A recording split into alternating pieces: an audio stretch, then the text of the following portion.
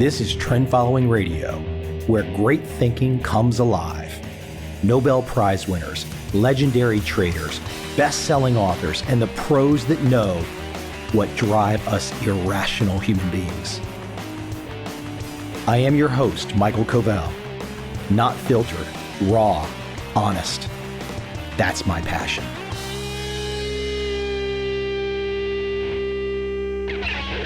I have a new book coming out in February 2023, Trend Following Masters Volume 1, subtitle Trading Conversations. Of course, inspired by market wizards and several other authors in the 80s and 90s that did some interview books. I have two coming this year, in fact, Volume 1 and Volume 2. Volume 1 is more trading conversations. Volume 2 is more trading psychology conversations. But you can order that first one right now on Amazon. And I posted a picture of it. The publisher was kind enough to send me a bunch of early copies, maybe 20 books. And I posted that on my social media. And I saw one comment in particular that came through. Somebody, I don't know this person.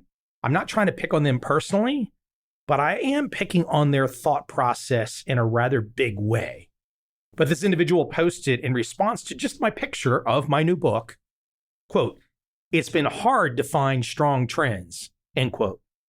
I replied, 2022 is one of the best trend following years in 25 years. Get real. Now, I don't necessarily know what this person knows. I really don't know what they know at all. But I've seen this kind of writing a lot over the years. And generally what it means, there's going to be outliers here. So if this particular person gets their panties in a ruffle because they made one comment and I ripped the shit out of them and I was wrong, I really don't care because I've seen this attitude for 20 years. And when you see a comment like this, you pretty much know this person has no fucking idea what trend following is. Not a fucking clue. Because when you see that we've just had this mega year in 2022, and less than a month later, after all that mega 2022 performance, this person, and there's probably many of you out there like this person, says you can't find strong trends, well, it kind of means you're oblivious to what's happening in the real world. You're lost in some kind of online world. And don't get me wrong, a lot of people are lost in the online world today. I mean, seriously lost. Zuckerberg doesn't have to create the metaverse. Most people have created a metaverse for themselves where they sit around in their tidy whities, getting fat, masturbating to porn, doing all kinds of nonsense. So there doesn't need to be a metaverse. They've already created it for themselves. And again, I'm not implying that this person that made this comment is a deviant. They probably aren't. They're probably very smart. But again, they don't know what trend following is. At least that's the MO of this kind of post. Now, when you hear the expression finding strong trends, well, if you have a trend following system, the system goes ahead and has entries and has exits. You're relying on the system. You're relying on the logic. Whereas this person seems to be coming at it from a fundamental perspective. Let me find a strong trend. Or a predictive technical analysis mindset where they're going to trust some chart pattern to give them a strong trend. Whatever the hell strong trend means. To restate it from the top, as a trend following trader, there are 5 issues. What's the portfolio of markets you're going to track? When are you going to enter? When are you going to exit with a loss? When are you going to exit with a gain? And perhaps most importantly, how much will you bet on each trade? Now, when you see those 5 issues on the table, you know you have a serious conversation with a serious individual to talk about trend following. When somebody says they can't find strong trends, it's like mental masturbation. What does that mean? Now, perhaps this person does have all 5 issues taken care of. Doubtful. Very doubtful. And look, I know throughout history you can find some super successful trend following traders with long track records that might make an offhanded comment like, I can't find strong trends, or it was a trendless period. That might happen for sure. But they don't make that comment after the performance for 2022. Now you might think I'm beating a dead horse here. Not really. It's all about sharing an insight, sharing how to think properly. Because the vast majority of people that will say it's been hard to find strong trends are not trend following traders. So if I can beat the crap out of them, figuratively, and give them some insights, give them some ways to move forward in a positive way if they really want to be a trend following trader, that motivates me. But let's face it, across whatever issue, most people don't want to change. Most people want to reach out and talk or lament or whine or ask some question of me that they could find out on Google in 1 second. I mean, I love that. I refuse to answer the Google questions. I mean, if you're sitting out there right now and you're going to send me an email, or you're going to text me, direct message, or send something on Twitter, and you're going to ask me a Google question, like what's the weather kind of question, something that you could figure out yourself, why do you think I'd want to respond to you? I want to engage with smart people that ask smart questions, and I've got to do the same thing too. If I have someone on my podcast, I better ask smart questions, and they better be happy at the end of that hour that I've made their time useful, that I've asked good questions. If I ask shitty questions, who wants to come on my podcast? Who wants to talk to me? When you run a podcast, and my podcast is my diary, essentially, by the way, but when you run a podcast, you've got to be ready. Not ready with a list of questions you can ask. Smart people can see through that. No, you have to have the ability to almost ask the first question when you hear how the guest says hello or how the guest says their first word. This is a side tangent here, teaching how to do a podcast. But when they respond, you have to be thinking of perhaps a question you will ask, but more importantly, when that guest replies, responding with something interesting based on what they said. After a decade of doing this interview stuff, I could definitely teach a class on it. And to go back to my friend here, I mean, he's a Facebook friend. I don't know him personally. But to go back to my friend here, when he's talking about it's been hard to find strong trends, experience tells me also this person is probably, drumroll please, trading 5-minute bars, 15-minute bars, 1-hour bars, some kind of day trading nonsense. I receive so many emails from people that tell me they are trend following traders for me to ask the follow-up question to get them to explain their strategy. Invariably, oh, I trade 5-minute bars or 15-minute bars.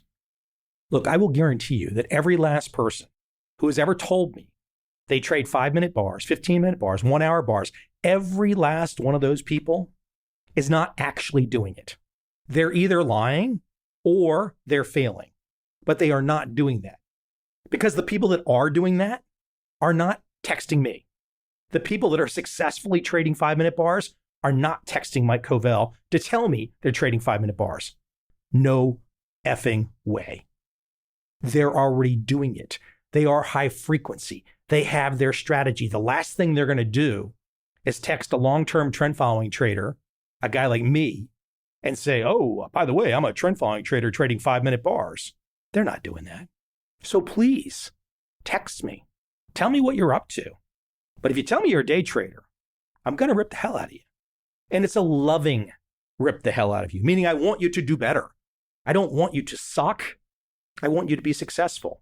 And if you're wasting your time pretending that you are trading 5-minute bars, come on, get the hell out of that la-la land. Stop doing the crack or the bath salts or the meth, because you're not doing that. I want to take a moment also to talk about my books.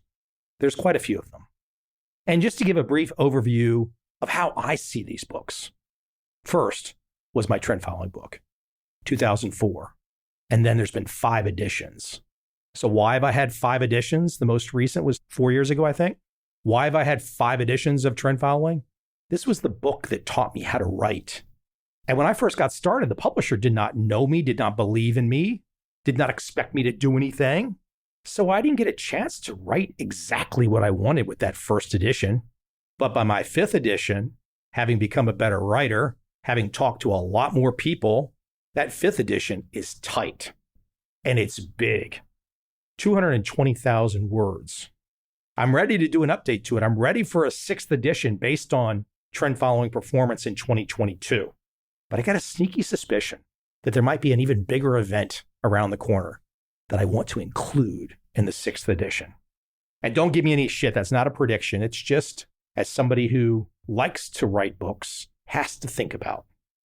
My most popular book is my book, Turtle Trader. By the way, the word complete was an addition by the publisher. I did not want that.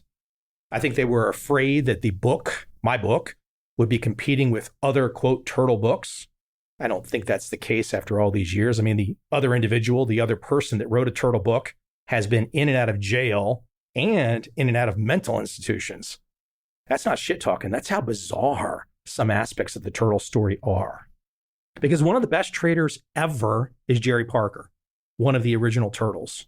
And he's got a career, over 40 years now, or close to 40 years? He'll kill me if I get the number wrong, but let's just say it's a long time. It's 3 or 4 decades, 4 decades. And Jerry is a brilliantly consistent, disciplined guy. Did he learn that? Probably. Did he learn rules? Absolutely.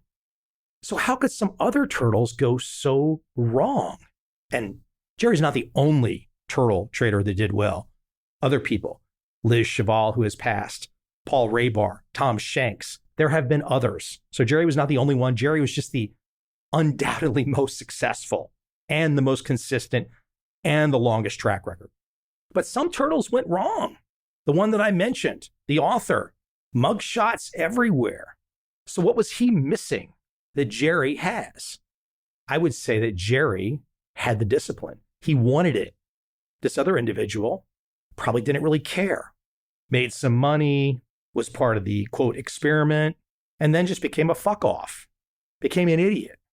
And I think it's terribly important for me to differentiate because people like Jerry are pretty humble. I mean, Jerry Parker's a humble guy. And so all this brilliance, all this success over here on the Jerry Parker Chesapeake Capital side and the other turtles and Richard Dennis, and then you have some other numbnuts over here that didn't do anything, who just piggybacked off the fame of being a turtle and are in and out of jail. It's an important distinction because some people want it. Some people don't. But that book has been my most popular book, the Turtle Trader book. There's been 2 editions. A new edition came out with the paperback years ago, and it's still a bestseller. I mean, it's an amazing title for me that people just really like it. It's over 1,000 reviews on Amazon. That is so cool.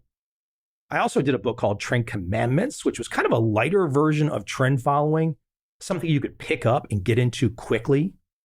I need to do a new edition of that, but you can always find it on Audible. I also did a book with Wiley called The Little Book of Trading, which was my first interview book. A lot of the best trend following traders alive were in that book, except it turned into not an interview book because the publisher said, let's change these interviews into a narrative, which I said, okay, I'll do that. So The Little Book of Trading became a narrative of so many great trend following traders. And one trader in particular in there who has not given interviews that I know about, except to me, is David Drews, who's still active, who's still successful as hell. Check out David Drews. Check out information from David Drews. He was a student originally of Ed Sekota's, but a hell of a story. And then I get into, in the last few years, some of my newer books, all from Harriman House out of the UK. First, 2 years ago, Trend Following Mindset, a book about my podcast, in particular, my interviews with Tom Basso. Tom was just, beyond a shadow of a doubt, the most popular guest that I was seeing on my show. And I originally made this mega episode of all of Tom's episodes into one 4-hour episode, and people loved that. Years later, in a little bit of an ode to Tom, I said, hey, Tom, can we turn this into a book? What do you think? Do you have some things you might want to contribute, some white papers and whatnot? He said, sure. That became the book, Trend Following Mindset.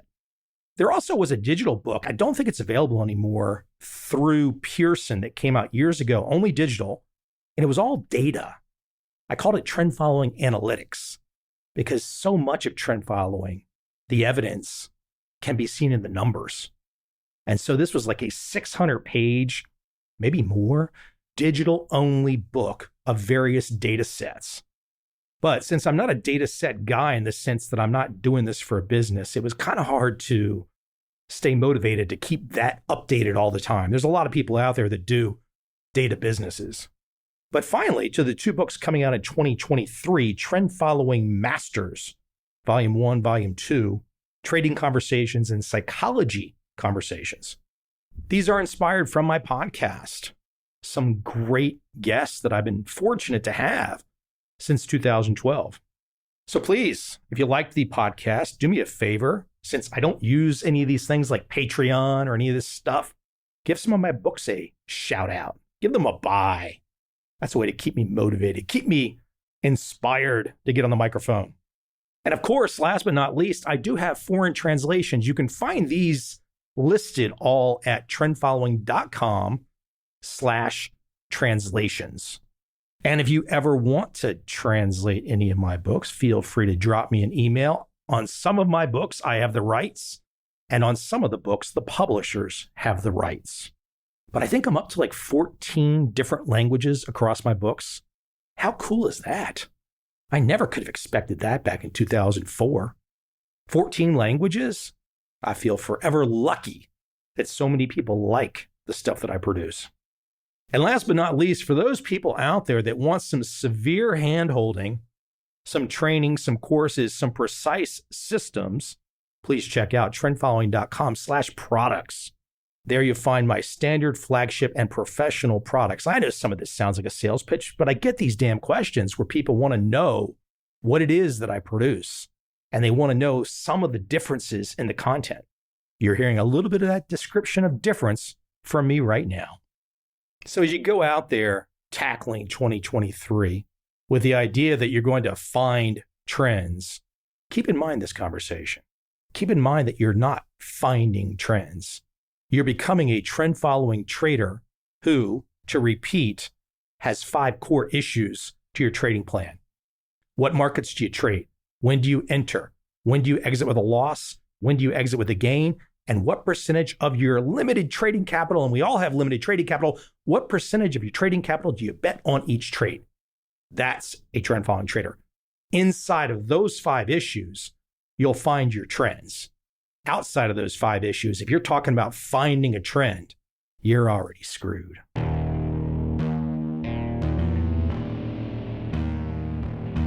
I see a time when those awake will understand how to make money in up, down, and surprise markets. Whether new trader or experienced, college student or financial advisor, protecting against a crash or just trying to make a lot of money, Trend Following offers everyone an answer in uncertain times. To get started immediately, send me an email, michael@covel.com. I will send you the right trend following steps to take along with my free video. But if you want to buy and hold, trust the government and trust Wall Street, this is absolutely not for you.